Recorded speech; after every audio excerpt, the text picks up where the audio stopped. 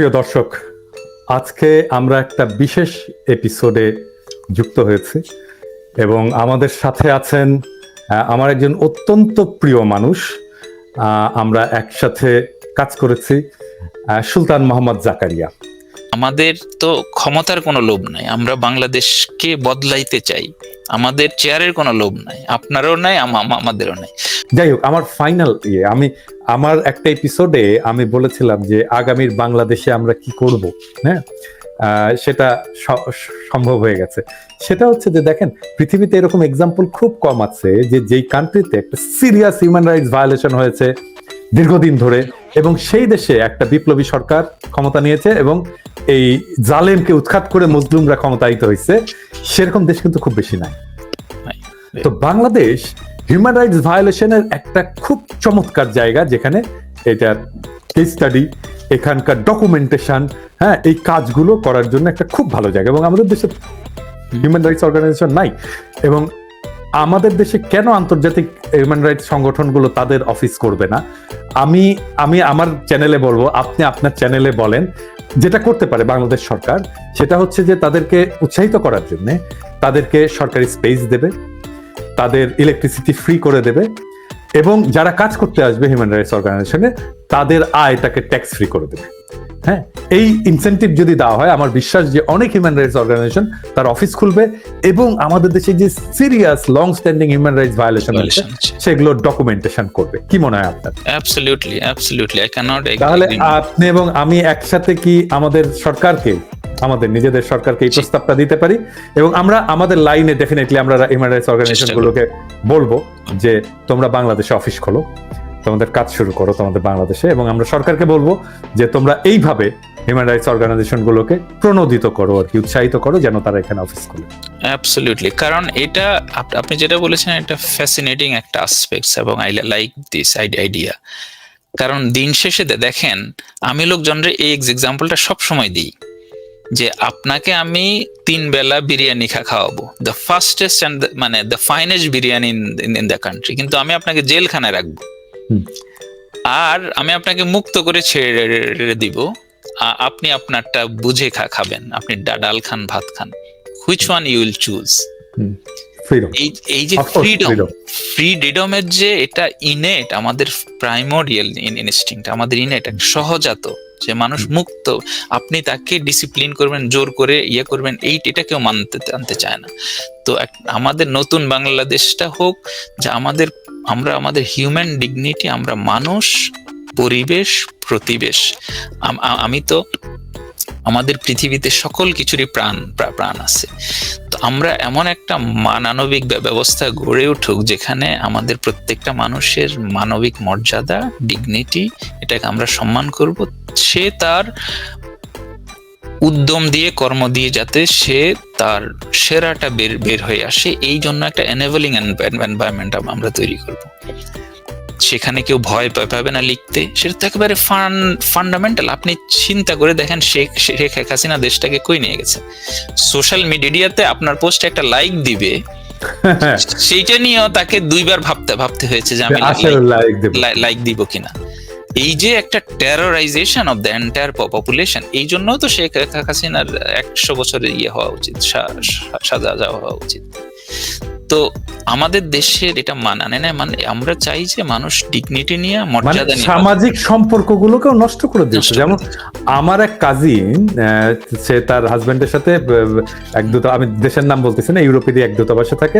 আমি হঠাৎ করে ফেসবুকে দেখতেছি যে ও প্যারিসে ছবি দিচ্ছে, হ্যাঁ। তো আমি মাকে ফোন করে বললাম যে মা, ও কি আসছে নাকি প্যারিসে? বললো হ্যাঁ আসছে। আমি আমাকে ফোন দিল না একটা, যে দাদা আমি আসছি, এরকম তোমার সাথে দেখা করতে। মানে আমার কাজিন আমাকে ফোন দিচ্ছে না ভয়ে, যে তাকে আবার কি করে, তার হাজবেন্ডের চাকরি চলে যায় কিনা। হ্যাঁ, তাহলে চিন্তা করতে দেশটাকে কোন জায়গায় রেইন অফ টেরর। এখন এই যে স্কাউন্ড্রেল গুলো ইন্ডিয়ায় বসে এগুলো করছে, এগুলোর বিরুদ্ধে তো আমরা সোশ্যাল মিডিয়াতে অ্যাক্টিভ, এবং এদেরকে আমরা বলা উচিত। এবং আমাদের জনগণকে, আমি এখন বাংলাদেশের সকল জনগণকে আমার একটা আহ্বান, দুইটা একটা মেসেজ। একটা হচ্ছে, এটা আমাদের নতুন বাংলাদেশ, আপনি আপনার অধিকার নিয়ে, মুক্ত অধিকার নিয়ে এই সরকারের সমালোচনা করবেন, সরকারকে অ্যাকাউন্টেবল অ্যাকাউন্টেবল করবেন, জবাবদিহি করবেন, বাট একই সাথে আপনাদেরকে যারা 10-15 বছর একটা নিকৃষ্ট স্বৈরাচারী শাসনে বন্দী করে রেখেছে, এইটার মধ্য দিয়ে আমরা কোনোভাবে এদেরকে যাতে পুনরুজ্জীবিত হওয়া বা পুনর্বহাল না হয়, এদেরকে আমরা কনস্ট্যান্টলি ইয়ের মধ্যে রাখবো যে না, আমরা আমাদের স্বাধীনতা এনজয় করছি, আমরা সরকারের সমালোচনা করছি, এটা আমাদের সরকার, আমরা সমালোচনা করছি, আমরা এটাকে ঠিক করব, but keep stay away from আস। তোমরা আমাদের এখন এলাই না, তোমরা এলাই হবা কি না আমরা এখনো জানিনি না। তোমাদের ক্রাইমের বিচার হবে, তোমাদের পরিশুদ্ধতা কতটুকু হবে, তোমাদের আত্মবিশ্লেষণ কি হয়েছে বা হবে, আমাদের সাংগঠনিক কিভাবে তোমরা কি করবা, এইসব কিছু না জানার আগ পর্যন্ত you can not work in Bangladesh. আপনি নাজিজমকে যেভাবে ব্যান করেছে ইউরোপে, why did you do that? Because that's a disease to the society. আপনি সোসাইটিতে এই ধরনের একটা ফ্যাসিস্ট আইডিওলজি আপনি রান করতে দিবেন কিনা, এটা বাংলাদেশের জনগণকে ডিসিশন নিতে হবে। হোয়াইল সেইং দ্যাট, যাতে আমরা আমাদের স্পেসটাকে এই ফ্যাসিস্টদেরকে দূরে রাখতে গিয়ে আমরা আমাদের স্পেসটা যাতে বন্ধ করে না দিই, সেটাও আমাদেরকে খুব সতর্কতার সাথে, যে আমরা we have to keep criticising hour government, আমাদেরকে বলতে হবে যে তোমরা ভুল করছো এর মধ্য দিয়ে। আমি আজকের এপিসোডে এটা বলেছি, আমি জানি না আপনি দেখেছেন কিনা, আমি বলছি একটা শ্যাডো ক্যাবিনেট আমি তৈরি করব, যেখানে আমি সব সেক্টরের এক্সপার্টদেরকে সারা পৃথিবী থেকে নিয়ে এসে আমরা কনস্ট্রাকটিভ ক্রিটিসিজম করে যাব। মানে এই সরকারের একটা বিরোধী দল দরকার, আমরা সেই বিরোধী দল হব।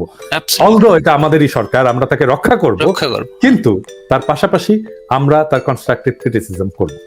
যে কোনো সরকার, যত ভালো সরকারই হোক, power corrupts and absolute power corrupts absolutely. So যেই সরকারে যায়, যদি আমিও যাই আজকে, আপনার দায়িত্ব হচ্ছে আমি যাতে ঠিক থাকি, আমাকে জবাবদিহির মধ্যে রাখা। এক্স্যাক্টলি। আমি যাতে স্বচ্ছভাবে কাজ করি, আমি যাতে আমার দায়িত্ব ভুলে না যাই, এটা আমাকে প্রতিনিয়ত রিমাইন্ডার দিয়ে যাওয়া। সো আমাদের সরকারে যারা যাবেন বা যাচ্ছেন বা আগামীতে যাবেন, প্রত্যেকের যাতে এটা মাথায় থাকে যে আমাকে সমালোচনা করা যাবে, আমি সমালোচনা শুনবো, অযৌক্তিক হলেও হবে শুনবো। এক্স্যাক্টলি। অযৌক্তিক সমালোচনাও আমাকে করতে হবে। আমাকে যদি গালিও দেয় কেউ, তা আমি সেটা শুনবো। আমি যদি সেটা শুনতে না চাই, দয়া করে সরকারে থাকবেন না, because that's not the place for you. Thank you Sultan Mohammad Zakaria. আজকে আমার দর্শকদের সামনে আমার চ্যানেলে সম্ভবত এটাই প্রথম একটা টকশের মতো যেটা আমি হোস্ট করলাম। এরপরে আরো করব ডেফিনেটলি, এবং আবার আপনার সাথে কথা বলবো যখন আপনি আরো কিছু প্রোগ্রেস করবেন। আমরা ডেফিনেটলি আপনি যখন কমিউনিকেশনটা সাবমিট করবেন, তারপরে আবার আমরা এই আলাপটা করব। ভালো থাকবেন সুলতান, আপনাকে থাকবেন এবং আপনার ভালো কাজ অব্যাহত রাখবেন। আর একটি বিষয় বলে রাখতে চাই, অনেকেই হয়তো জানে না যে র্যাবের যে স্যাংশন, সেই স্যাংশনের পিছনে অনেকে কাজ করেছে, তার মধ্যে একটা অত্যন্ত গুরুত্বপূর্ণ কাজ করেছে আমাদের সুলতান মোহাম্মদ জাকারিয়া। আমাদের দেশকে আমি সহায়তা করতে চেয়েছি। আমার কারো ব্যক্তি বা সংস্থার বিরুদ্ধে আমাদের আক্রোশ নাই। আমাদের দেশের মানুষের বিরুদ্ধে সংগঠিতভাবে যে বা যারাই ক্রাইম করবে, অপরাধ করবে, সেটা আমাদের দায়িত্ব।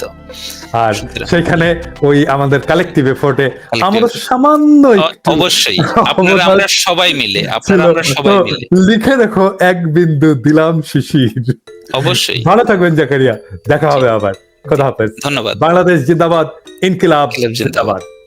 ধন্যবাদ।